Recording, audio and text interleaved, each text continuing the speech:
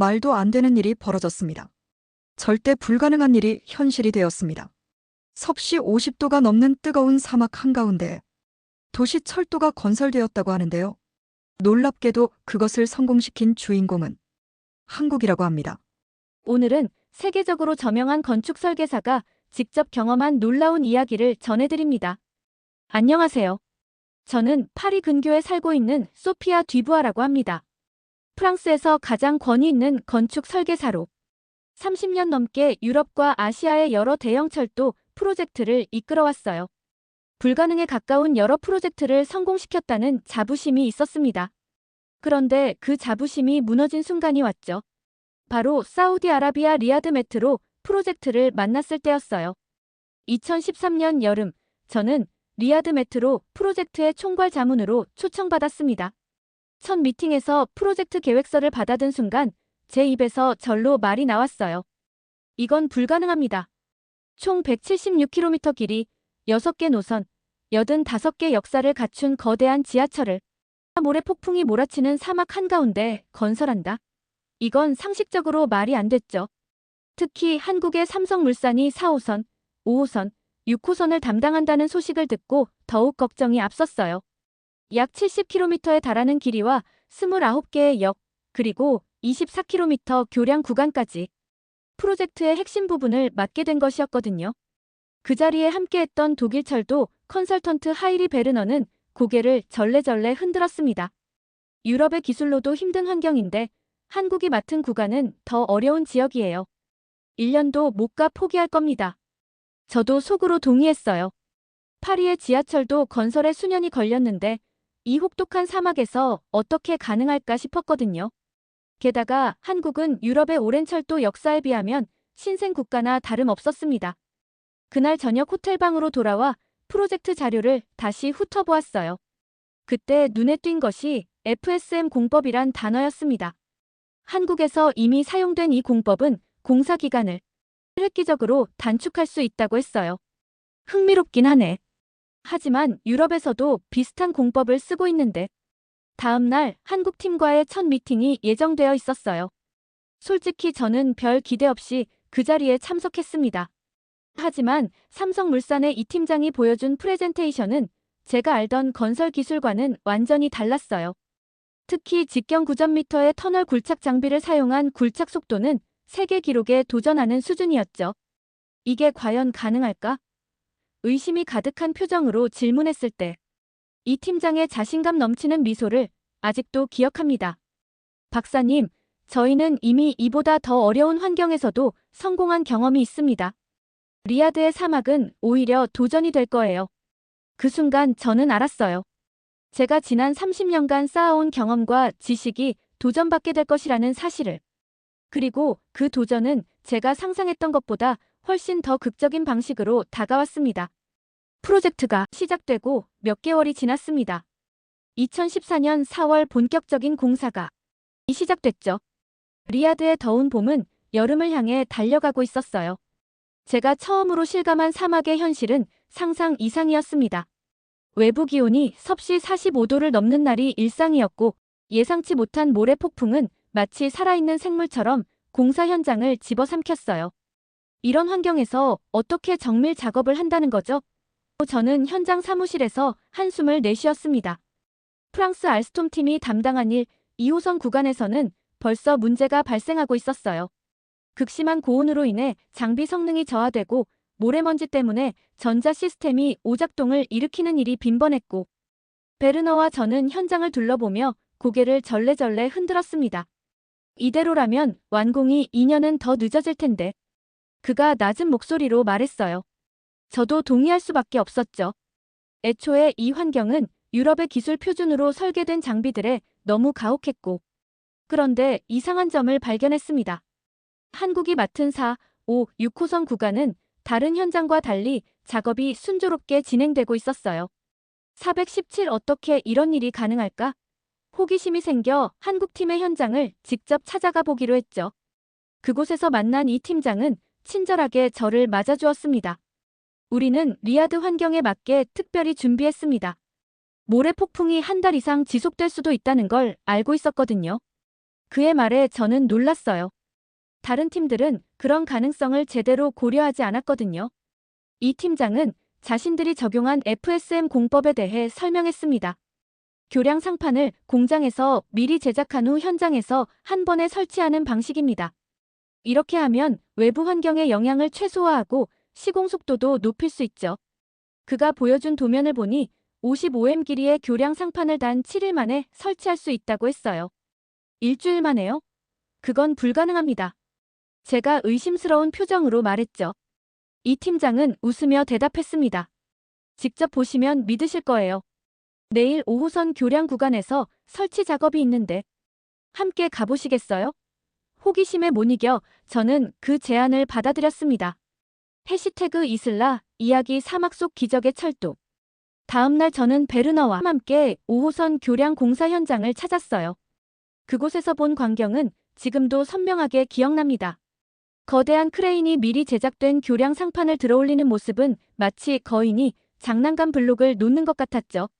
놀라운 점은 그 정밀한 작업이 모래바람이 불어오는 상황에서도 완벽하게 진행되고 있다는 것이었습니다. 어떻게 이런 정밀 작업이 가능한 거죠? 제가 물었어요. 이 팀장은 자랑스러운 얼굴로 설명했습니다. 모든 장비에 특수 코팅을 했고 이중 냉각 시스템을 적용했어요. 그리고 저기 보이는 대형 TBM 장비는 직경이 9.8M인데 이걸로 1일 굴착 3개 기록을 세웠죠. 베르너의 표정이 굳어졌습니다. 그도 저와 같은 생각을 하고 있음을 알 수 있었어요. 유럽의 기술보다 앞선 무언가를 목격하고 있다는 사실을. 그날 저녁 호텔로 돌아온 저는 깊은 생각에 잠겼습니다. 30년간 쌓아온 제 지식과 경험이 도전받는 느낌이었거든요. 이게 가능할까? 지금까지 유럽과 미국의 기술이 세계 최고라고 믿어왔는데 그 확신이 처음으로 흔들리기 시작했습니다. 하지만 진짜 시험은 이제 시작일 뿐이었어요.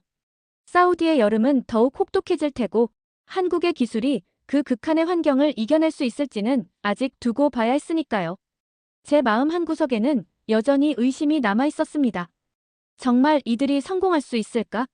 프랑스 알스톰 팀이 담당한 구간에서 문제가 계속되는 동안 한국이 맡은 구간에서는 공사가 예정보다 빠르게 진행되고 있었습니다. 처음에는 단순히 운이 좋은 것이라고 생각했어요.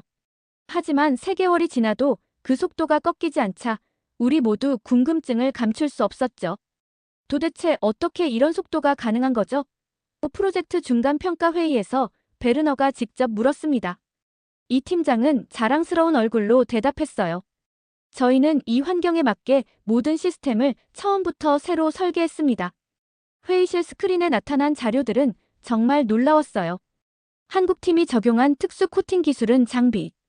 표면에 모래가 달라붙는 것을 효과적으로 막아주었고 이중 냉각 시스템은 섭씨 50도가 넘는 극한의 온도에서도 장비가 안정적으로 작동하게 해주었죠. 이 코팅 기술은 어디서 개발된 건가요? 제가 궁금해서 물었습니다. 저희가 직접 개발했습니다. 열반 사유를 높이고 모래와 먼지 부착을 줄이는 특수 폴리머 화합물이죠. 아랍 원전 건설 당시 개발한 기술을 더 발전시켰고요. 이 팀장의 대답에 회의실은 잠시 조용해졌어요. 베르너가 작은 목소리로 제게 속삭였습니다. 우리도 비슷한 기술을 연구 중이지만 아직 실용화 단계는 아니에요. 저는 고개를 끄덕였습니다. 유럽에서는 아직 연구 단계인 기술을 한국은 이미 현장에 적용하고 있었으니까요. 그날 오후 저는 5호선 터널 공사 현장을 방문했습니다. 그곳에서 본 광경은 더욱 충격적이었어요. 직경 9.8M 거대한 TBM 장비가 모래 지층을 뚫고 나아가는 모습은 마치 공상과학 영화의 한 장면 같았죠. 오늘은 특별한 날입니다. 이 팀장이 자랑스럽게 말했어요. 우리 TBM이 하루 굴착량 세계 기록에 도전하는 날이거든요. 세계 기록이요? 저는 의아했습니다. 이미 독일과 프랑스가 터널 굴착 기술에서는 최고라고 알고 있었거든요. 그날 저녁 결과가 발표됐습니다. 한국팀의 TBM이 하루에 무려 42M을 굴착하는 기록을 세웠어요. 이는 기존 세계 기록보다 5M나 앞선 수치였고요. 베르너의 표정이 굳어졌고 저 역시 말을 잃었습니다. 불가능합니다. 프랑스 팀의 엔지니어 하나가 중얼거렸어요. 그건 분명 측정 오류예요. 그러나 오류가 아니었습니다. 다음 날 공식 검증단이 확인한 결과도 같았어요. 한국은 정말로 새로운 세계 기록을 세운 것이었습니다. 회의실로 돌아온 저는 동료들의 표정이 심각해진 것을 느꼈어요. 우리가 알고 있던 기술의 한계를 넘어선 무언가를 목격했으니까요. 특히 충격적이었던 건 프랑스 팀이 927수개월간 해결하지 못했던 모래 폭풍으로 인한 센서 오작동 문제를 한국 팀은 단 2주 만에 완벽히 해결했다는 소식이었습니다. 어떻게 해결했는지 물어봤나? 베르너가 저에게 물었어요. 네, 한국 팀은 AI 기반의 적응형 센서 시스템을 개발했다고 해요. 모래 환경에서도 오작동하지 않도록 자가 학습하는 시스템이라고 하더군요. 제 설명에 회의실 전체가 놀란 표정이었습니다. 알스톰의 수석 엔지니어인 피에르가 자존심 상한 얼굴로 말했어요. 그건 아직 이론상으로만 가능한 기술입니다. 실제로 구현된 사례는 없어요. 하지만 그들이 해냈어요. 제가 대답했습니다. 직접 봤어요. 모래 폭풍이 불어도 센서가 정확하게 작동하는 걸요. 그날 밤 호텔방으로 돌아온 저는 깊은 생각에 잠겼습니다. 유럽의 기술력이 세계 최고라는 제 확신은 흔들리기 시작했고, 한편으로는 건축 설계사로서의 호기심이 깨어났습니다. 알스톰 본사에서 위기 대책 회의가 소집되었다는 소식이 저를 깜짝 놀라게 했어요. 프랑스 파리에서 고위 경영진들이 긴급하게 리야드로 날아왔다는 이야기였죠. 프로젝트가 시작된 지 10개월, 우리 구간의 공정률은 계획보다 15% 뒤처진 상태였습니다. 반면 한국이 맡은 구간은 이미 계획보다 8% 앞서가고 있었어요. 회의실에 들어서자마자 긴장된 공기가 느껴졌습니다. 알스톰의 수석 부사장인 루이 듀발이 심각한 표정으로 앉아 있었죠. 상황이 생각보다 더 심각합니다. 지난주 왕세자가 직접 현장을 방문했어요. 듀발의 말에 회의실이 술렁거렸습니다. 해시태그 이슬라, 이야기 사막 속 기적의 철도. 직접 나섰다는 건 프로젝트가 사우디 정부의 최우선 관심사라는 의미였죠. 왕세자가 뭐라고 했나요? 제가 조심스럽게 물었어요. 우리 구간보다 한국 구간을 더 오래 둘러보셨답니다. 듀발이 한숨을 내쉬며 말했죠. 그리고 한국의 기술력에 감탄했다고 하더군요. 특히 TBM 굴착 속도와 그들의 AI 센서 시스템에 큰 관심을 보이셨어요. 회의실은 무거운 침묵에 빠졌습니다. 유럽의 기술력이 최고라는 자부심이 무너지는 순간이었죠. 듀부아 박사님, 한국팀과 접촉해서 그들의 기술을 분석해보세요. 듀발이 제게 지시했어요. 필요하다면 협력도 검토해봅시다. 협력이요? 피에르가 놀란 목소리로 끼어들었습니다. 우리가 한국에게 배운다고요? 그건 말도 안 돼요. 그 순간 제 입에서 대답이 튀어나왔어요. 왜 안 된다고 생각하죠? 직접 본 결과 그들의 기술은 우리가 생각했던 것보다 훨씬 앞서 있어요. 배울 게 있다면 배워야죠. 회의가 끝난 후 듀발이 저를 따로 불렀습니다. 사실 더 급한 문제가 있어요.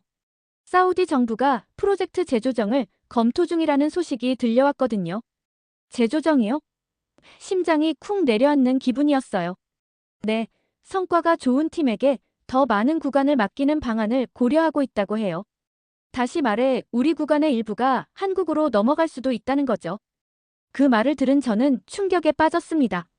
프랑스의 자존심이 걸린 문제였으니까요. 그날 밤 저는 결단을 내렸어요. 다음 날 아침 일찍 한국팀의 이 팀장을 만나기로 했죠. 이 팀장과의 만남은 생각보다 편안했습니다. 그는 제 방문 목적을 이미 짐작하고 있는 듯 했어요. 협력을 논의하러 오셨군요. 어떻게 아셨죠? 제가 놀라서 물었습니다. 이런 프로젝트에서 경쟁보다 협력이 더 중요하다는 걸 알고 계실 테니까요. 그가 미소를 지으며 대답했죠. 솔직히 우리도 유럽의 선진 설계 기술에서 배울 점이 많습니다. 예상치 못한 그의 솔직함에 저는 마음이 열렸어요. 우리는 3시간 넘게 각자의 기술과 도전 과제에 대해 허심탄회하게 이야기했습니다. 이 팀장은 심지어 그들의 특수 코팅 기술 도면까지 보여주었어요. 이걸 저희와 공유해도 괜찮을까요? 제가 조심스럽게 물었습니다. 물론이죠. 이 프로젝트는 어느 한 나라의 성공이 아니라 인류의 성공이 되어야 한다고 생각합니다. 그의 대답에 제 마음은 더욱 무거워졌어요. 우리는 그동안 기술을 독점적 자산으로만 여겼는데 한국은 공유와 협력을 중시하고 있었으니까요. 그날 오후 왕세자가 참석한 가운데 긴급 프로젝트 회의가 열렸습니다. 모든 컨소시엄 대표들이 모인 자리였죠. 왕세자는 직접 발표했어요. 프로젝트의 성공적 완수를 위해 각국의 장점을 살릴 수 있는 협력 체계를 구축하겠습니다. 특히 한국의 기술력은 이제 모든 구간에 적용하고자 합니다. 회의장은 술렁거렸어요. 베르너는 얼굴이 하얗게 변했고 듀발은 펜을 꽉 쥔 채 굳어 있었습니다. 우리는 이제 한국으로부터 배워야 합니다. 왕세자의 이 한마디에 프랑스의 자존심은 완전히 무너졌죠. 회의가 끝난 후 저는 이 팀장과 다시 마주쳤어요. 축하합니다. 이제 프로젝트의 주도권을 얻으셨네요. 아닙니다, 박사님. 그가 진지하게 말했습니다. 이건 경쟁이 아니라 협력입니다. 우리의 기술과 유럽의 경험이 만나면 더 나은 결과를 만들 수 있을 거예요. 그의 말에 제 마음속 무언가가 움직였어요. 30년 경력의 건축 설계사로서 저는 항상 최고가 되는 것에만 집중했었는데 이제는 함께 성장하는 법을 배워야 할 때가 온 것 같았습니다. 호텔로 돌아가는 차 안에서 창밖을 내다보며 생각했어요. 이건 단순한 프로젝트가 아니야. 세계 기술의 패러다임이 바뀌는 순간이구나. 리야드의 햇살이 지는 사막 풍경이 한없이 넓게 펼쳐지고 그 위로 새로운 지평선이 모습을 드러내는 것 같았습니다. 왕세자의 결정 이후 리야드 메트로 현장은 완전히 다른 분위기로 변했습니다. 처음에는 어색함이 엔지니어들은 한국팀과 협력해야 한다는 사실을 받아들이기 힘들어했어요. 회의 자리에서도 불편한 침묵이 이어졌죠. 첫 통합기술회의는 거의 재앙에 가까웠어요. 피에르는 자신의 설계안을 고집했고 베르너는 한국의 제안에 계속해서 의문을 제기했습니다. 저는 중재자 역할을 맡았지만 양측의 간극을 좁히는 것은 쉽지 않았어요. 이런 식으로는 협력이 불가능합니다. 회의가 끝난 후 이 팀장이 제게 솔직하게 말했어요. 하지만 걱정 마세요. 우리도 처음에는 다 그랬으니까요. 그의 말에 저는 놀랐습니다. 어떤 의미인가요? 저희도 처음 해외 프로젝트를 할 때는 비슷했어요. 자존심 때문에 협력을 거부했죠. 하지만 시간이 지나면서 깨달았어요. 진정한 엔지니어는 더 나은 기술 앞에서 겸손해질 줄 알아야 한다는 것을요. 그의 말이 제 마음에 깊이 와닿았어요. 다음 날 저는 알스톰 팀을 소집해 솔직한 대화를 나눴습니다. 우리가 지금 무엇을 위해 싸우는 건가요? 자존심인가요? 아니면 프로젝트의 성공인가요? 침묵이 흘렀고 서서히 변화가 시작됐어요. 피에르가 먼저 손을 들었습니다. 한국팀의 특수 코팅 기술에 대해 더 알고 싶습니다. 우리 시스템과 결합하면 더 효과적일 것 같아요. 이렇게 진정한 협력이 시작됐죠. 놀라운 점은 한국팀도 유럽 기술에 대해 배우고자 했다는 거예요. 그들은 우리의 공기역학 설계에 특히 관심이 많았습니다. 이 팀장은 자신들의 모래 차단 기술과 프랑스의 공기역학 기술을 결합하면 더 효율적인 시스템을 만들 수 있다고 제안했어요. 협력의 첫 성과는 2주 만에 나타났습니다. 한국의 이중 냉각 시스템과 프랑스의 센서 기술을 결합한 하이브리드 장비가 테스트에 성공한 거예요. 이 장비는 섭씨 50도가 넘는 환경에서도 완벽하게 작동했고 모래 폭풍 속에서도 센서 오작동이 없었습니다. 이건 정말 혁신적입니다. 테스트 결과를 확인한 베르너가 감탄했어요. 그의 표정에서 더 이상 의심이나 불만을 찾아볼 수 없었죠. 한 달 뒤 우리는 더 큰 도전에 직면했습니다. 5호선과 1호선이 교차하는 구간에서 심각한 지반 침하 현상이 발견된 거예요. 사막의 모래 지반이 예상보다 불안정했던 겁니다. 프랑스 팀은 공사를 일시 중단하고 새 설계안을 마련하자고 제안했어요. 그러면 최소 3개월의 지연이 불가피했고 하지만 이 팀장은 다른 해결책을 제시했습니다. 저희가 스페인에서 경험한 비슷한 사례가 있어요. 디지털 트윈 기술을 활용하면 실시간으로 집안 상태를 모니터링하면서 공사를 진행할 수 있습니다. 디지털 트윈이요? 피에르가 의아해했어요. 그게 어떻게 집안 침하를 막을 수 있죠? 이 팀장은 컴퓨터 화면을 통해 설명했습니다. 그들이 개발한 시스템은 수천 개의 센서를 통해 집안 데이터를 실시간으로 수집하고 AI가 분석해 위험 신호를 감지하면 즉시 대응할 수 있게 해주는 기술이었어요. 심지어 사우디아라비아의 특수한 사막 환경에 맞게 최적화까지 되어 있었죠. 우리는 그의 제안을 받아들였고 결과는 놀라웠습니다. 공사 중단 없이 집안 치마 문제를 해결할 수 있었고 오히려 일정보다 2주를 단축했어요.